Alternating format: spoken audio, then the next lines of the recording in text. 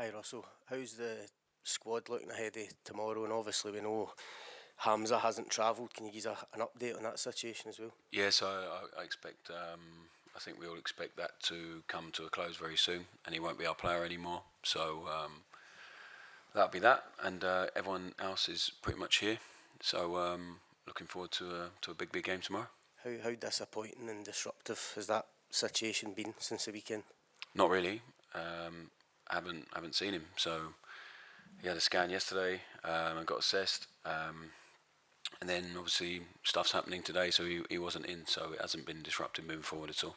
See, as a player and a former captain, if that had happened when you were playing, how would you have dealt with it as a teammate? I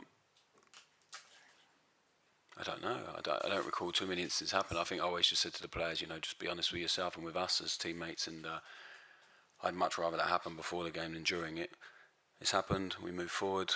We dealt with it. He's got what he wanted. Well, it looks likely to get what he wanted to play somewhere else. And it means we've got a sum of money that we wanted for him. So ideally it wouldn't have happened, but it did. And now we move forward and we can move on. In terms of, there's obviously things going on in-house, Russell, with the player returning late from pre-season. You've obviously maybe tried to shield him from that.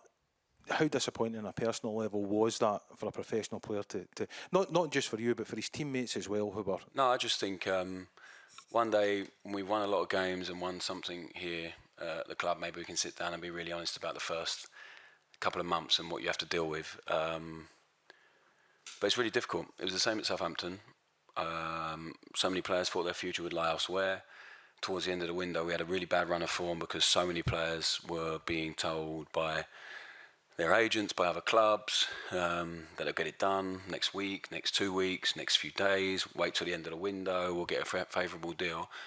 And then we ended up with probably 15 players who thought they were still going to be leaving the club up until probably a week before, and then 4 or 5 who thought they were going to leave on transfer deadline day. So that team then went on to be 25 games unbeaten because once the window shut, they realised, okay, now we're here, we can settle down and we can actually get to work. So it's not surprising. I mean, it's not the players' fault.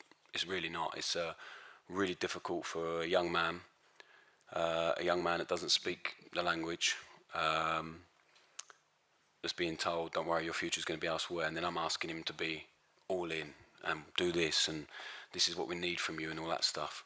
So difficult. So I don't take it personally. For Hamza, the group's been amazing in terms of their willingness. It's certainly not a lack of effort, and it's not the reason we didn't win on Sunday. It's frustrating, but it's part and parcel of the transfer window. But the rest of the guys that we have here have been fantastic. Maybe 1 or 2 of them will not be here by the end of next week, but whilst they are here, they're giving us everything they've got, and I think that's all I can ask is whilst you're here, give everything you've got. And just a kind of final question on that, just for clarity, as far as you're concerned, the scans showed that there was no injury issue with the player. I expect him to pass his medical, yeah. Just in terms of the rest of the squad, Russell, Cyril Desser's he okay to play, and who else is... Yeah, Cyril's here and he's good to go, yeah. Anybody else different from the squad at the weekend? No, I don't think so. All good, yeah. Just in terms of the tie, how do you approach tomorrow night? Obviously, a bit of a shot to nothing given the events in the first leg. How do you see it heading into match number 2? I'm excited about it. I think we have a real chance to come here and attack it. And every team will have a plan, so it'll be interesting to see what their plan is, and I'm sure it'll be to try and build on their margin that they're winning by. But we've been in the other end of this position already twice, going into games not quite knowing how the opposition would approach it. So our energy and our mentality has to really alter their plan very quickly and make their energy change. So they're a good team, we know that. I think they felt we were a good team in the second half, and I hope we put enough good moments together in that second half to make sure that they have a little bit of fear of what's to come, and we're ready for them. So we're going to attack it and see where it takes us. It's exciting. This game is very much alive, and the tie is very much alive in our eyes. Russell, what gives you the belief and the confidence in terms of what you've seen in the performances so far? What gives you the belief that things are still moving forward and progressing the way you would want it to? Well, the guys run more in the last game against Bruges, and they have done for 2 years, pretty much 2 years at this football club. So they're willing to run for us. They're willing to work for us. At the minute, like I said to you, we have a little bit of inconsistency in selection, trying to find a rhythm, trying to find a way, and the different games we've come across. But things will settle down very soon. So the fact they're willing to run so hard for us as a group and for each other suggests to me that it's going to be okay, and we're going to move forward. So I've said to you all the way along, and I'm not going to talk about it anymore. I don't think this was a quick fix for any manager in football to come in here and expect it to click overnight. With so much gone on, so much change and all that stuff. But we have a game tomorrow to really attack and see where we're really at and see how much we progress and see how much we can improve from the first leg. So it's an exciting week for us. Hi Russell, is it your belief that one big win, one big performance could really spark this team and give it that confidence to go on and play the way you want to see it play? Yeah, I think it will settle the guys down a little bit. They need to feel evidence of it working. At the minute, we haven't been able to get over the line in the league games, but I've said to them, like, we've lost 2 games out of 9 together. We want to win every single game, so it's been frustrating, but it's also not like the end of the world. And this week can really change things for us and how people feel about it. How we feel about the work we're doing inside the building doesn't change. We work as hard as we possibly can on something to make sure the players understand what's really important, and we have to find some consistency and flow in that, and that comes with energy, really. So we have to maintain that all the time, and I'm excited about what the group can achieve. I really am. The full-time scenes with the fans in Paisley was, I imagine, tough for you and the players to take. How are the players in terms of that mentality and the sort of mood within the camp after obviously seeing the fans' frustration almost turn to anger at yourself and the team? So I think the guys that have been here would have seen it before. I've seen it before at previous clubs, and so like you can't be influenced or swayed by it. So on a professional level, you have to really focus. Then on a personal level, I'm sure some people will feel it way more than others. So I have the benefit in hindsight of being a player and then stepping away from it and then becoming a coach and manager and really understanding what it's for and what it's about. And also, like, there's an unwritten contract between players and a team and fans, and the team has to dictate the energy of the fans. I really believe that. So we didn't give them enough to... The last half hour, they were amazing. So during the game, they were brilliant. They have been. The second half last week, after a really difficult first half, they were brilliant. And I'm grateful for that. Then after the game and you haven't won, of course, there's going to be frustration. So I understand that. I think the players understand that. We've spoke about it. But there is, like I said, the unwritten contract between us and the fans is that we have to really define that and define the energy of the supporters. I don't think it comes the other way around. I really don't. So we have to do a bit more to make sure that we are giving them something to cheer about at the end of the game. I really believe that, and I really believe we will. So I'm not going to criticise the supporters one bit. They're the most important people at the club, and I think a lot of them understand what's going on and the change that was needed here and is necessary. And then there'll be some that are really unhappy because we're not winning as many games as they would like. So that's understandable, especially at this amazing football club. So, but I'm really calm and I'm really convinced that we'll change that energy, and the reaction at the end of the games when we're winning and we're in flow will be beautiful, and we'll all share it together.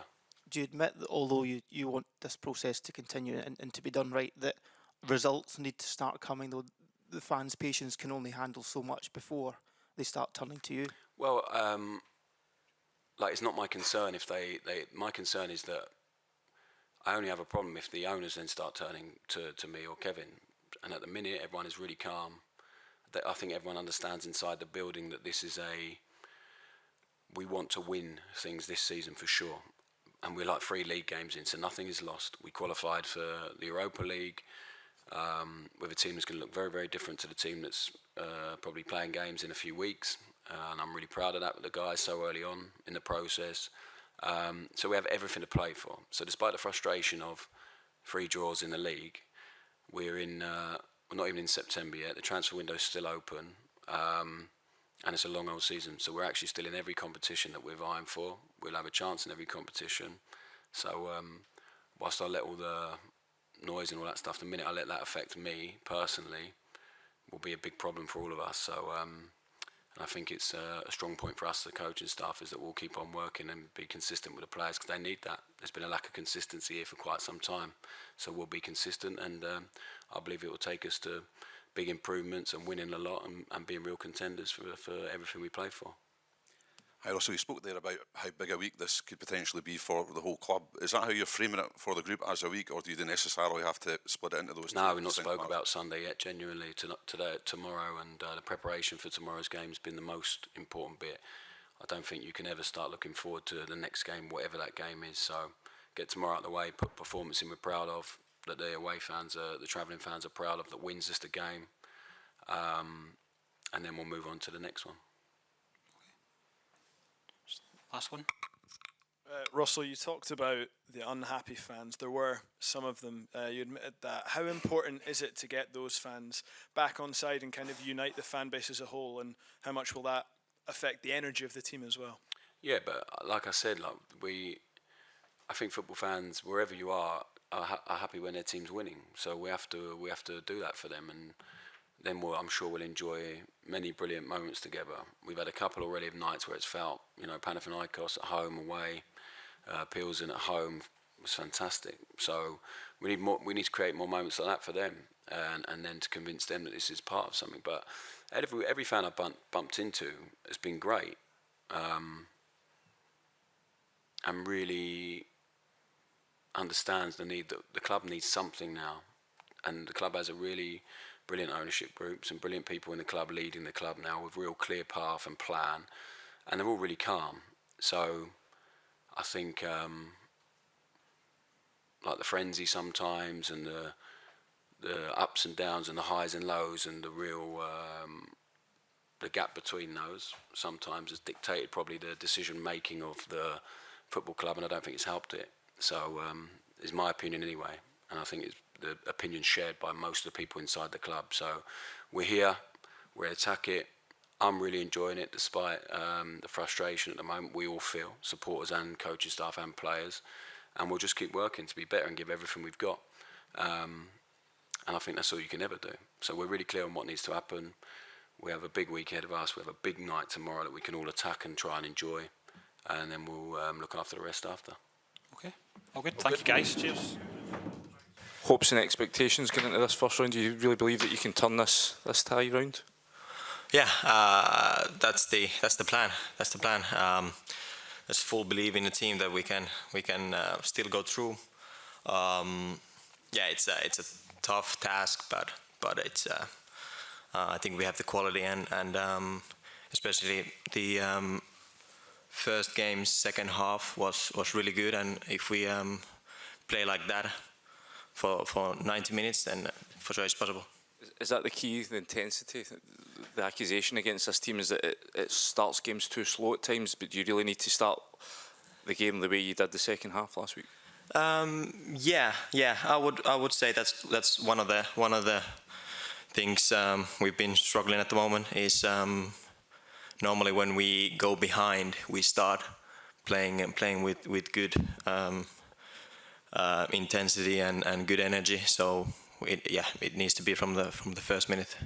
How are you dealing with the level of expectation that comes with being a Rangers fan? They say this club is, it's not like any other. The pressure to win every week is difficult for some players to deal with. But I read that obviously you've were linked with Barcelona as a young child at 8 years old. You've had to live with this sort of level of expectation on your shoulders your whole life. I just wonder how you're finding this experience. Yeah, I mean, it didn't come as a surprise that the expectations are high. That we need to win every single game. A draw is a loss in this club, so it was not a surprise, and yeah, I'm dealing with it as good as I can. I try to improve every single day and every single game. The first couple of weeks haven't personally been